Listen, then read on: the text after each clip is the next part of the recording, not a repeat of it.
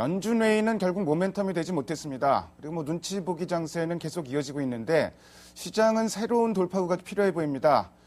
3인의 전략에서 현재 시장 흐름을 짚어보고 대응 전략도 세워보겠습니다. 오늘 이 시간에는 머니투데이 방송의 이학영 전문위원과 LIG 투자증권의 염동찬 연구원과 함께합니다. 두 분 안녕하십니까? 안녕하세요. 시장 중심이 되는 키워드를 알아보겠습니다. 먼저 5위부터 3위까지 키워드를 화면을 통해서 확인해 보도록 하겠습니다. 오늘의 5위 키워드는 MSCI 선진국 지수 편입 불발입니다. 한국 증시가 MSCI 선진국 지수 편입에 실패했습니다. 시장에는 별다른 영향을 미치지 않았습니다. 4위 키워드는 한국전력 강세입니다. 전력난 우려 등으로 한국전력 주식의 강세가 이어지고 있습니다. 스마트 그리드 관련주도 최근 상승세를 지속 중입니다. 3위 키워드는 유가 급락입니다. 국제유가가 급락했습니다. WTI 기준 국제유가는 2.7%나 하락하며 8개월여 만에 최저치로 떨어졌습니다. 한국전력 얘기 좀 해보겠습니다. 지금 현재 시간 정전 대비 훈련을 하고 있는 것 같은데요. 100년 만에 더위라고 그러죠. 그래서 전력난 얘기, 블랙아웃 얘기까지 많이 나오고 있습니다. 그래서 한국전력, 이렇게 전력난에 따라서 전기요금이 인상되지 않겠느냐. 더불어서 스마트 그리드 관련주도 최근 들어서는 아주 뜨거운 관심을 받고 있는데요. 한국전력이나 스마트 그리드 관련주, 이학년 의원께서는 어떻게 보십니까? 네, 한국전력 답답해왔죠 그동안요. 최근에 그나마 국내 기관이라든가 외국인이 좀 동반 순매수하면서 주가가 좀 반등을 시도하고 있습니다.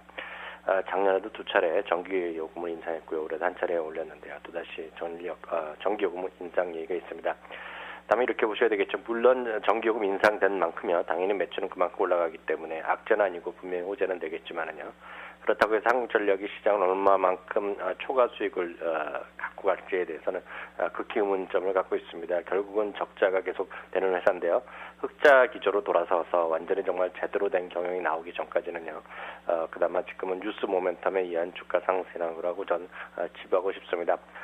나머지 스마트 그리드 이런 거죠. 스마트 그리드는 상당히 성장성 있고 정말 좋은 얘기 아니겠습니까? 미국과 우리나라가 여러 차례 같이 하기로 얘기도 많이 했던 거죠. 양국 정상이 모여서 한 얘기인 것도 사실입니다. 다만 이런 것들은 결국은 전력을 효과적으로 사용하는 것이고요. 지금에 일어나고 있는 모든 전기를 아껴 쓰자 이런 것들은 결국은 원칙적인 어떤 해결점이 될 수는 없는 거 아니겠습니까? 결국 그렇기 때문에 실제로 필요한 것은 발전소를 더 줄 수밖에 없는 거죠.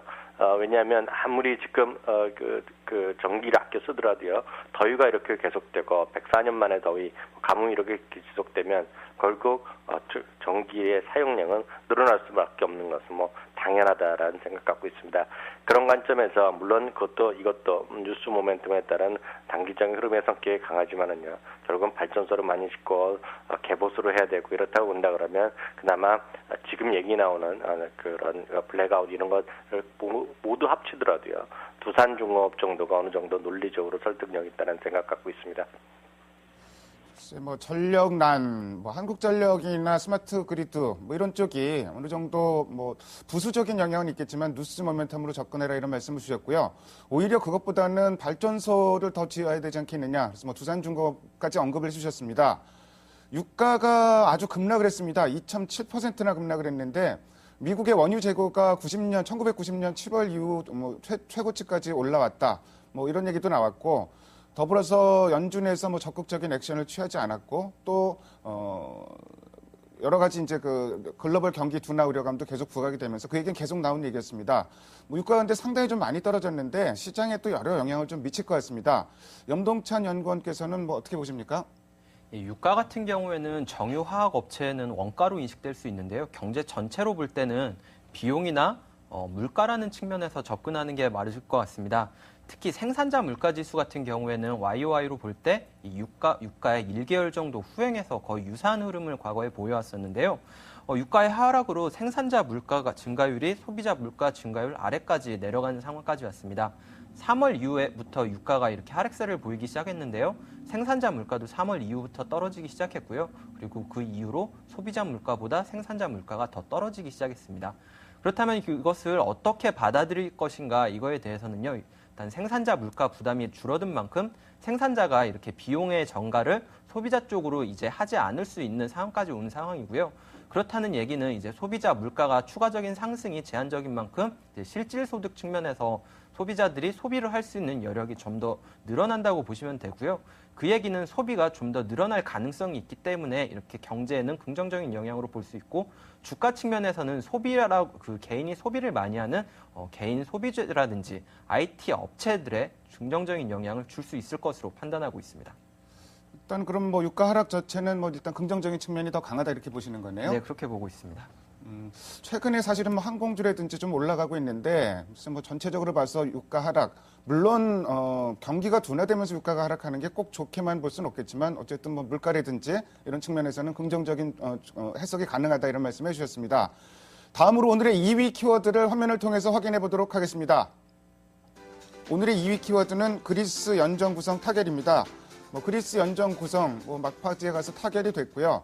스페인 국채 10년물 금리 뭐 하락하면서 6%대로 내려왔는데, 이러면서 사실 뭐 유로존 문제가 그렇다고 해서 뭐 어떤 해결이 된 뭐 조짐을 보이거나 뭐 이런 건 아닌 것 같은데, 이게 얼마만큼 물밑으로 다시 들어가느냐, 소강 국면으로 들어가느냐, 시장에서는 아마 그런 걸 좀 바라고 있는 것 같습니다.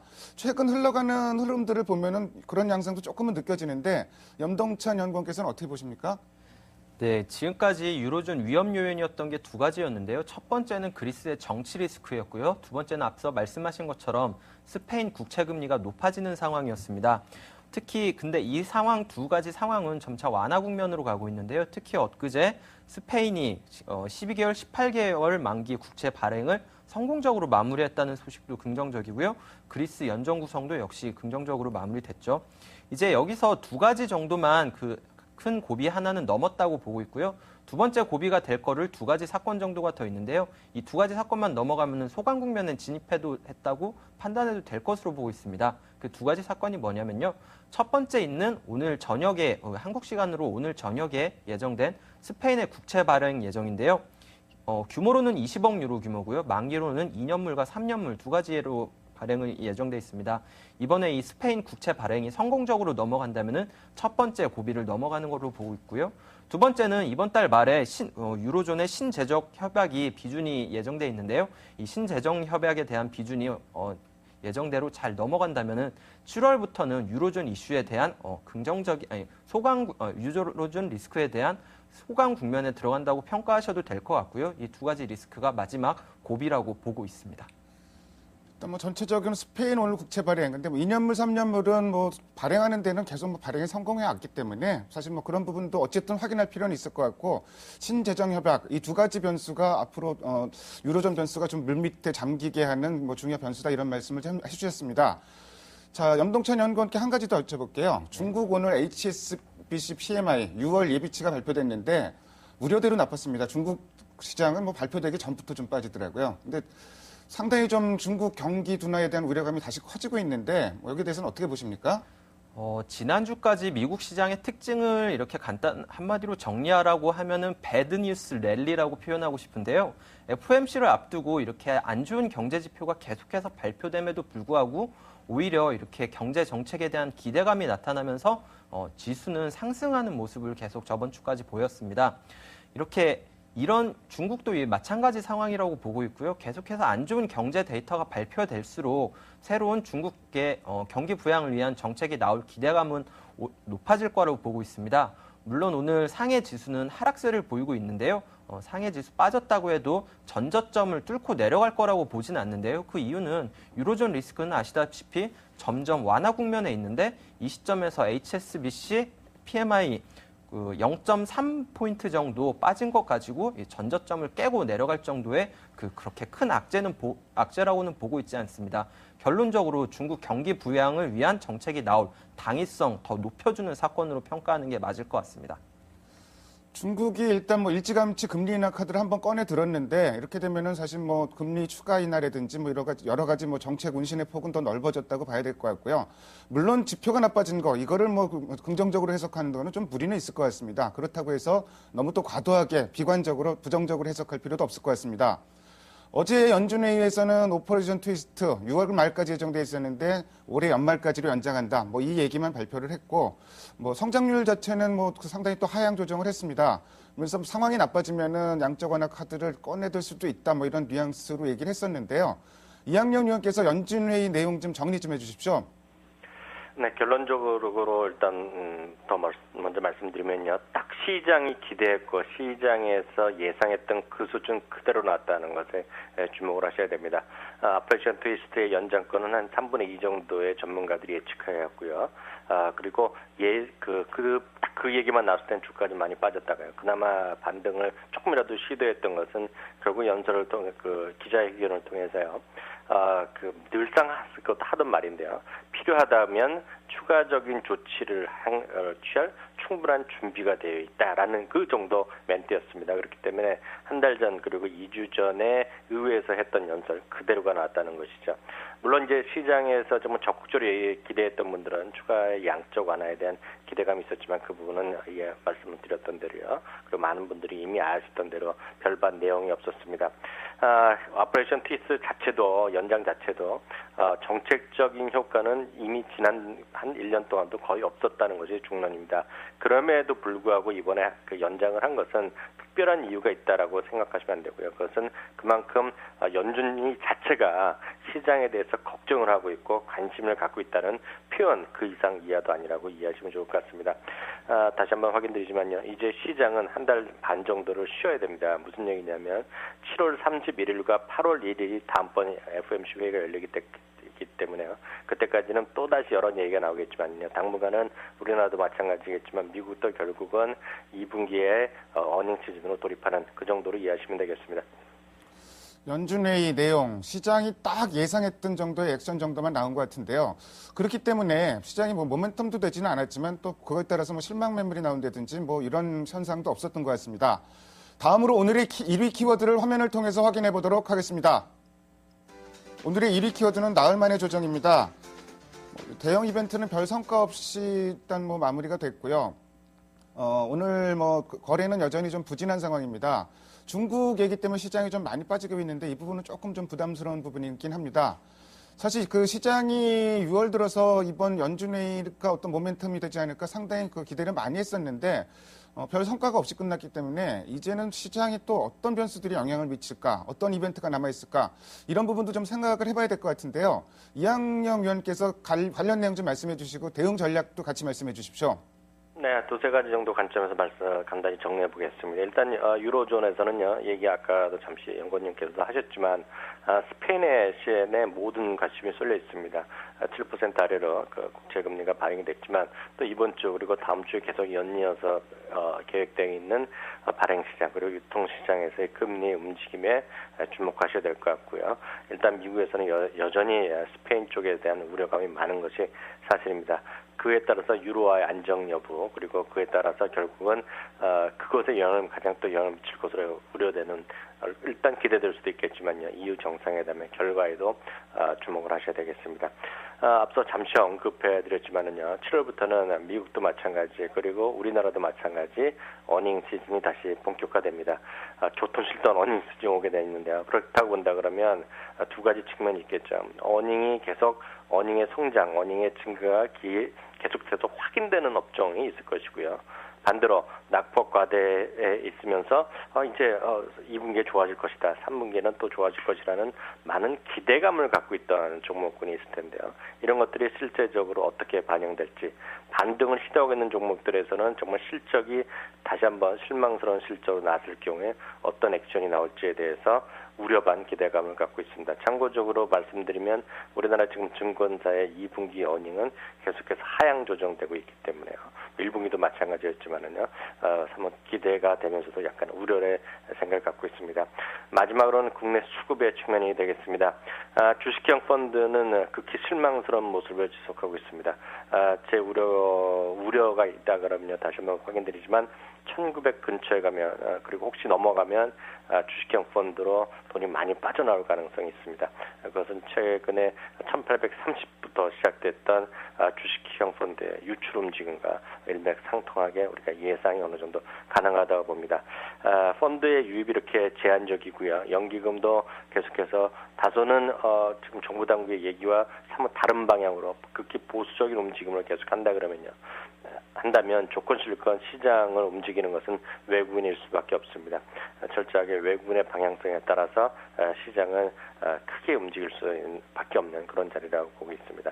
대응 전략 마지막으로 정리해드리겠습니다. 주식 비중 여전히 70%고요. 어제도 말씀드렸다시피 1920을 회복하면 다시 80%로 늘리겠지만은요.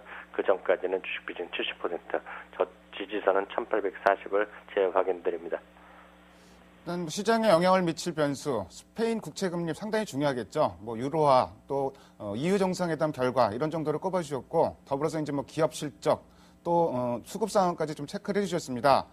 최근에 시장이 뭐 눈치 보기 장세가 계속되면서 유가증권 시장, 특히 거래 대금이 좀 많이 줄어들어 있는데, 반면 코스닥 시장은 뭐 거래 대금이 좀 늘어나면서 상대적으로 코스닥 시장이 오늘 현재 흐름도 그렇지만 좀 선방을 하고 있습니다.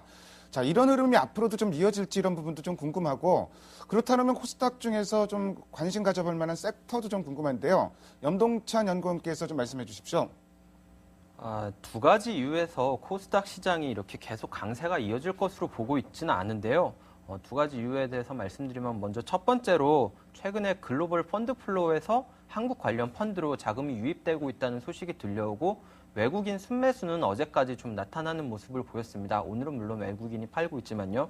그러면서 외국인 매수세가 약간씩 살아나는 모습을 보이고 있고 반면 기관 순매수는 여전히 좀 어려운 상황입니다. 외국인 중심의 장세가 이어진다면 중소형주보다는 대형주 위주로 가는 경향이 있고요. 두 번째는 아직 유로 리스크로 밸류에이션이 많이 하락해 있는 상황인데요. 이런 밸류에이션이 낮은 상황에서 이렇게 밸류에이션 싼 대형주들, 안정적인 대형주들 많은 상황에서 중소형주가 계속 강세를 보일 거에 대해서는 지금 약간 의문이 남아있는 상태인 만큼 지금 비록 코스닥이 많이 선방을 하고 있긴 하지만 이런 흐름이 좀 올해 트렌드로 나올 걸로 보고 있지는 않고요. 차라리 지금 중소형주로 따라 진입하기보다는 밸류에이션 매력 있고 이렇게 기업 실적 안정적이면서 이렇게 낙폭 과대한 대형주 위주로 먼저 접근하시는 전략이 더 맞을 것으로 보고 있습니다. 일단 뭐 외국인 수급 말씀하셨는데 역시 그러면 수급상으로 보면은 외국인 매수하는 종목들에 좀 관심을 가질 필요가 있겠네요. 네, 그렇습니다. 일단 뭐 외국인 코스닥의 상대적인 강세 현상 계속되긴 좀 어려울 거로 본다고 말씀하셨고요. 그 근거로 첫 번째가 외국인에 의해서 수급이 좌우된다. 두 번째는 대형주의 밸류에이션이 싸다. 이런 두 가지 정도를 말씀하셨습니다.